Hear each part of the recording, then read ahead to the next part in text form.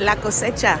We are on the way, and I am so excited for the first time to have the opportunity to experience this amazing national conference on bilingual education and dual language instruction, culture, identity, diversity. So exciting. And I was thinking about the title of the conference, La Cosecha, which in Spanish means the harvest. And I'm thinking about how we are going to have the opportunity to explore what has been in the ground and to bring those things to life. And as we think about DC Public Schools and what we're doing, this is indeed monumental, historic. Where else can you find the opportunity to have so many school leaders going to share their learning and to bring back this information to the nation's capital? So excited. Let's go. Vamos.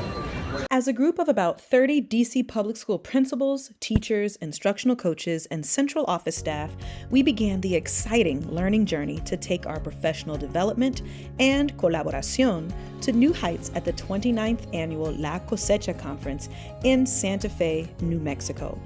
Now, it is no small feat to coordinate the travel arrangements for such a large group of educators, and it also required a significant financial investment. With philanthropy from the Sullivan Family Foundation, each DCPS participant's travel, accommodations, and meals were completely covered. Dr. Maggie Sullivan Marcus, a former DCPS teacher at Powell Elementary, generously donated her time and resources to add much-needed capital and capacity to carry out the mission of bilingual education, excellence, and exploration. Only through her foundation's funding was this historic opportunity made possible, and we're so grateful.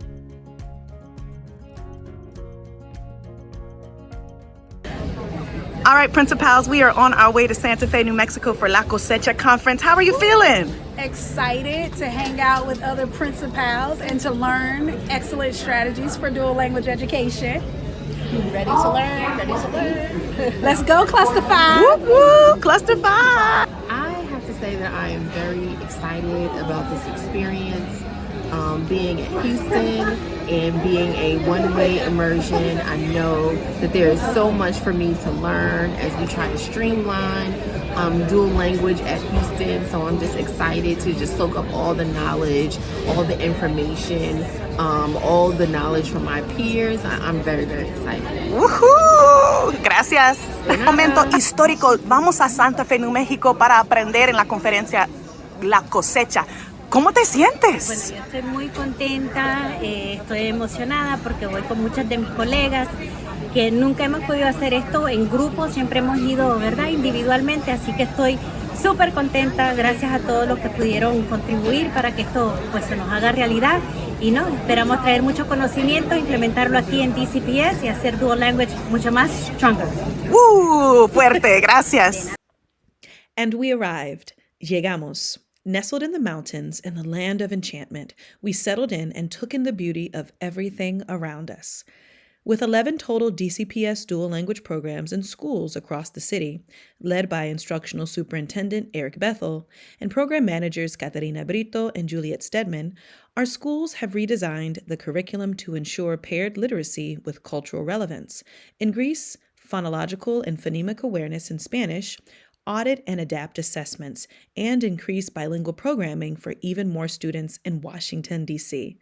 We celebrate these expansions, and we also recognize the opportunities to address pervasive disparities.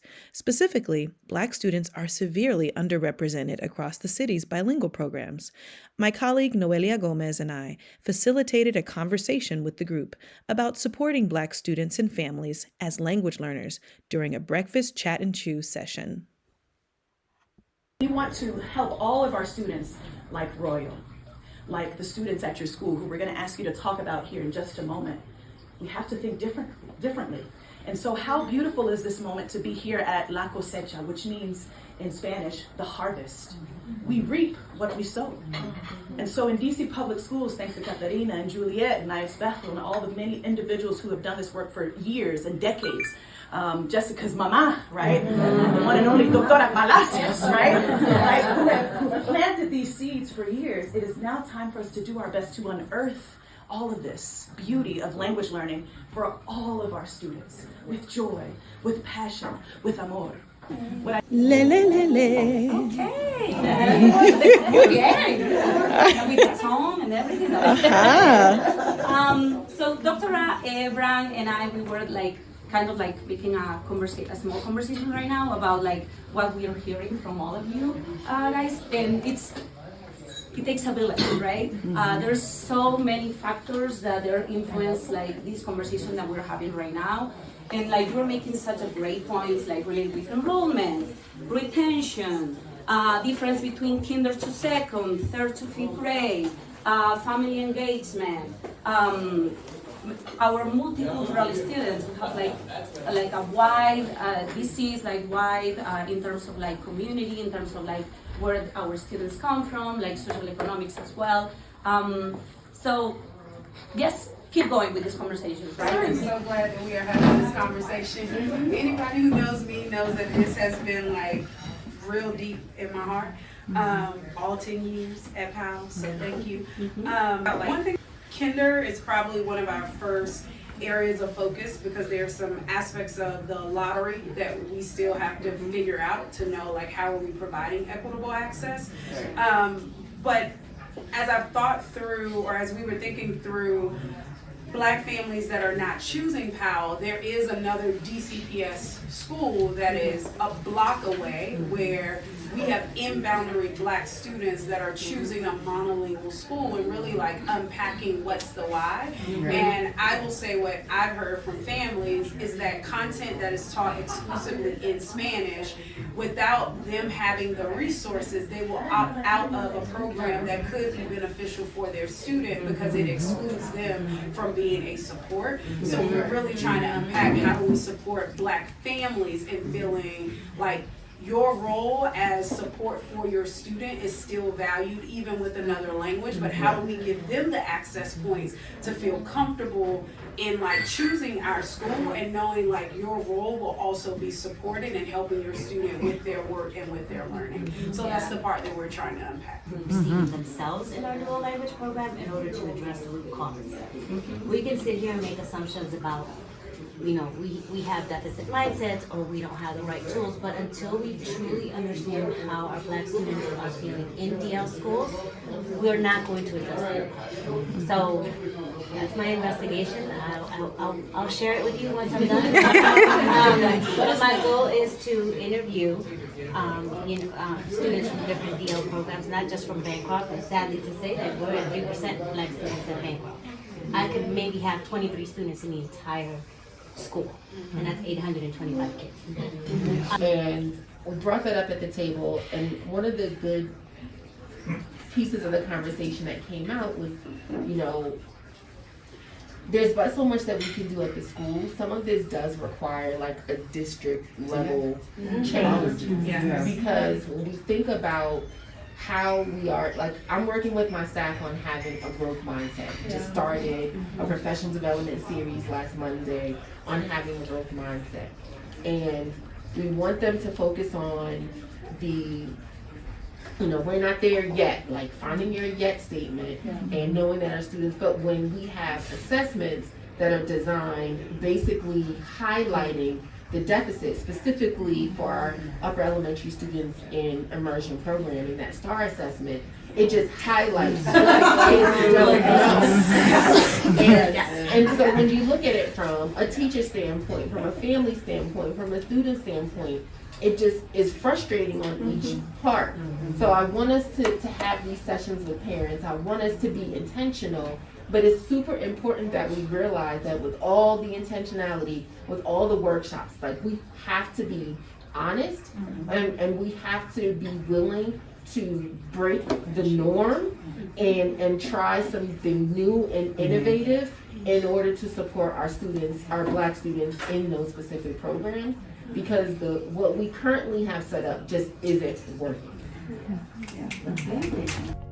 So it's time to run with the vision for all learners in our nation's capital and across the country. Indeed, we came to La Cosecha Conference with a mission and purpose to harvest the beauty, the heritage, and the hope for bilingual education back home. So we checked into La Cosecha Conference and our learning adventure began. We enjoyed some delicious food and great conversations together. Que rico! The Powerhouse sisters Mayra Canizales Cruz and Yanira Canizales Wandera from the Canizales Group helped us to unearth conceptual themes and practical ideas as they facilitated our discourse about our shared learning through daily reflections and collaboration activities. Very quickly, and it's very important for us because our language is our songs, it's our prayers, it's how we communicate with the ancestors. As DCPS educators, we felt uplifted. We felt revitalized during the La Cosecha conference. Indeed, it was a great celebración. This moment is also about a story of us and a story of now. So, you can raise your glasses. Yeah. It's cheers to the story of us and the story of now. Cheers. We all had a great time. Learning is joyful and fun. We made so many connections during this wonderful professional learning experience. So I'm getting ready to step into my third session for today, the first day of La Cosecha conference. The session that I just came out of was fascinating. It was all about a diario duo, which is basically a dual or duo journal, a writing strategy to make sure that we are developing our students in writing in both English and in Spanish, or whatever the second language may be, and giving the children the opportunity to see their growth and development over time. So it was a fascinating session. Started the morning with learning more about leadership ideas to support our work as dual language school principals and administrators. We were reminded of the 3 pillars of the programming, and now I'm getting ready to step into a session all about case studies of successful dual language models. So I'm excited to keep learning. Ahí vamos. With literally hundreds of sessions to choose from, we shared our learning with one another to maximize our time and dig more deeply into a variety of topics, including the 3 pillars of bilingual education, bridging to make the content accessible, the hot topic of translanguaging, supporting students with developmental differences in dual language environments, and so much more. Los idiomas, qué bonito. Qué bonito. Ser bilingüe. Y entenderle a las personas. Indeed, qué bonito ser bilingüe y multilingüe. It's beautiful to learn new languages and cultures. On the closing night of La Cosecha conference, we heard final words from Mayra as she encouraged us all to be advocates and guerreros, warriors, for each other, languages, identity, and culture. We ended with a grand powwow, and the beat of harvesting hope for all of humanity continues to drum on in our hearts.